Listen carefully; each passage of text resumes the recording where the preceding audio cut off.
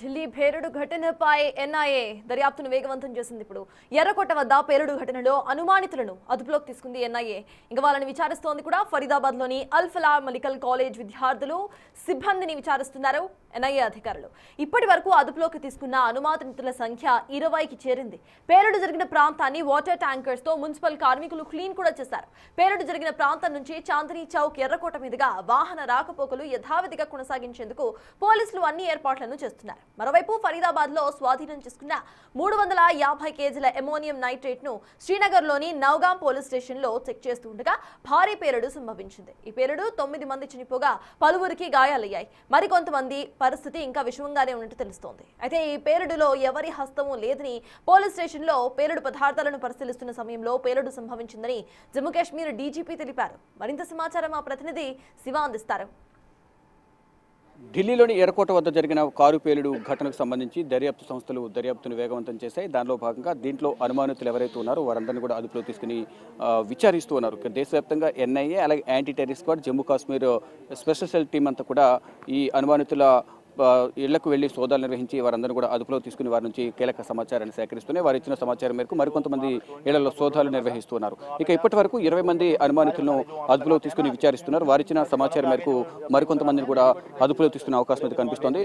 ఏదైతే 10వ తేదీన సోమవారం రాత్రి సమయంలో అంటే సాయంత్రం 6:52 సమయంలో బ్లాస్ట్ జరిగిందో ఆ బ్లాస్ట్కు కారకుడైన ఉమర్ నబీ మొహమ్మద్ ఇంటిని జమ్మూ కాశ్మీర్లో ఉన్న వారి నివాసానికి వెళ్లి పుల్వామాలోని ఉన్న వారి నివాసాన్ని భద్రతా బలగాలు ఐఈడీతో పేల్చేశాయి. అతనే కీలక నిందితుడిగా ఈ బాంబ్ బ్లాస్ట్లో ఉన్నాడు కాబట్టి అతని ఇంటిని కూల్చేసి ఫర్దర్గా ఎవరు ఈ బాంబ్ బ్లాస్టులకు కానీ ఉగ్రవాద కార్యకలాపాలకు పాల్పడినా వారికి గతి కూడా ఇంతే అనేది తెలియజేసేందుకు భద్రతా బలగాలు ఇటు జమ్మూ కాశ్మీర్ పోలీసులు చెప్తున్నారు. ప్రజెంట్ మనం చూస్తున్న ఈ ప్రాంతంలోనే ఈ 10వ తేదీన సాయంత్రం 6:52 సమయంలో బ్లాస్ట్ జరిగింది.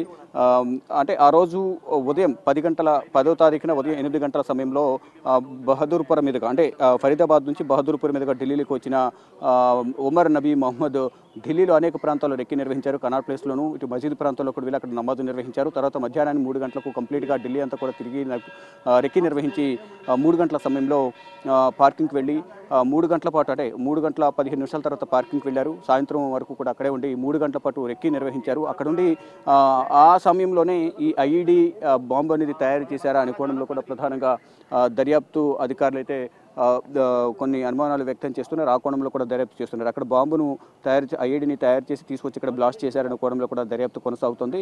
అయితే అతనితో టచ్లో ఉన్న వారందరినీ కూడా అదుపులో తీసుకుని విచారిస్తున్నారు. మరొక 2 డాక్టర్లు మిస్ అయ్యారనేది కూడా ప్రధానంగా తెలుస్తుంది. ముజముల్ ఎవరైతే ఉన్నారో ఫరీదాబాద్లోని అల్ ఫలాహ్ ఆసుపత్రిలో మెడికల్ కాలేజీలో పనిచేస్తున్న ముజముల్ను సంబంధించి అతని టచ్లో ఉన్న 2 డాక్టర్లు కూడా మిస్ అయ్యారని చెప్తున్నారు. అయితే ఆ రోజు ఉమర్ నబీ మొహమ్మద్ చనిపోయిన సమయంలో అతనితో పాటు మరో 2 ఉన్నారు. ఆ ఉద్దరు ఉన్న 2 వ్యక్తులు వీరేనా లేకపోతే వేరే ఎవరైనా ఉన్నారా, అసలు కారులో ఉన్నది ఒక్కరైనా అనే కోణంలో కూడా దర్యాప్తు అయితే కొనసాగుతుంది. మొత్తంగా చూసుకుంటే ఈ బ్లాస్ట్ సంబంధించిన కీలక నిందితులందరూ కూడా అదుపులోకి తీసుకుంటున్నారు. ఒకవైపు దీనికి సంబంధించి దర్యాప్తు కొనసాగుతున్న నేపథ్యంలో ఫరీదాబాద్లో స్వాధీనం చేసుకున్న అమోనియం నైట్రేట్ 350 కేజీల అమోనియం నైట్రేట్ని అటు నౌగాంకు తరలించి అక్కడ పరిశీలిస్తుండగా నిన్న రాత్రి 11:22 సమయంలో ఈ బ్లాస్ట్ జరిగింది. ఆ బ్లాస్ట్లో దాదాపు 10 మందికి వరకు చనిపోయారు. 20 మందికి పైగా కూడా గాయాల పాలయ్యారు. దానిలో మరికొంతమంది పరిస్థితి విషమంగా ఉన్నట్టు తెలుస్తుంది. మృతుల సంఖ్య పెరిగే అవకాశం ఉందనేది కూడా తెలుస్తుంది. ఇక జమ్మూ కాశ్మీర్ డీజీపీ కూడా ఇది ఎవరి హస్తం లేదు, ఇది అనుకోకుండా టెక్నికల్ ఇక్కడ చెక్ చేస్తున్న నేపథ్యంలోనే ఈ బ్లాస్ట్ జరిగింది అనేది కూడా ధృవీకరించారు. కానీ కొంతమంది ప్రచారం చేస్తున్నట్టు జైషే మహమ్మద్ దీని వెనుక ఉంది, జైషే మహమ్మద్ షారిటీ ఉన్నట్లుగా బాధ తీసుకున్నట్టు కొంత ప్రచారం జరుగుతుంది. అదేది కాదు, ఇక్కడ లోపల చెక్ చేస్తున్న నేపథ్యంలోనే ఈ ఐఈడీ బ్లాస్ట్ అనేది అమోనియం నైట్రేట్ పేలుడు పదార్థాలు అనేవి బ్లాస్ట్ జరిగింది. దాని ద్వారా చుట్టుపక్కల ఇల్లు ధ్వంసమయ్యాయి. చాలా వరకు అనేక మంది చనిపోయారు, చాలా మంది గాయపడ్డారనేది కూడా డీజీపీ స్వయం మీడియా సమావేశాన్ని ఏర్పాటు చేసి ఒక క్లారిటీ అయితే ఇచ్చారు. అయితే ఎవరైతే దీనిలో ఇంకా అనుమానితులు ఉన్నారో వారందరూ కూడా అదుపులో తీసుకునేందుకు ప్రయత్నాలు చేస్తున్నారు. మరోవైపు ఈ పేలుడు జరిగిన ప్రాంతానంతా కూడా పారిశుద్ధ్య కార్మికులు అంటే మొత్తం కూడా క్లీన్ చేస్తూ ఉన్నారు. రోడ్లన్నీ కూడా నీటితో మొత్తం ఊడ్చేసి ఆ తర్వాత నీటితో శుద్ధి చేసి ఇక రాకపోకలు కొనసాగించేందుకు కూడా ఏర్పాట్లు చేస్తున్నారు.